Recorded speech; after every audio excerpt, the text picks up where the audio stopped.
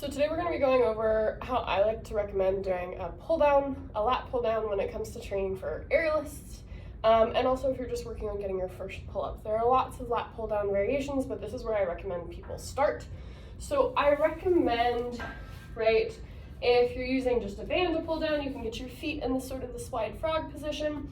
And I want you to think about your hand not too wide. I know a lot of folks like these wide lat pull downs. I recommend only slightly wider than your shoulders.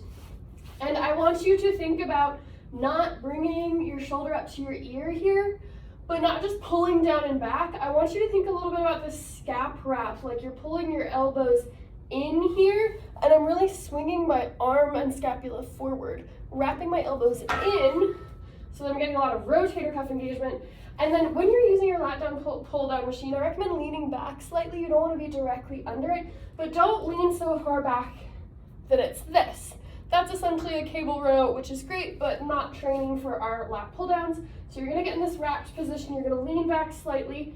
I want you to pull your elbows down into your ribs. I don't want them wide. There's a lot of energy leakage when they're wide.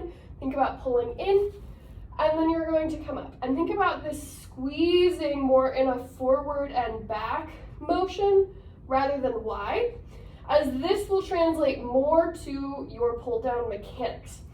And so you'll notice that my elbows are wrapping in here, and then I'm squeezing them down to my ribs.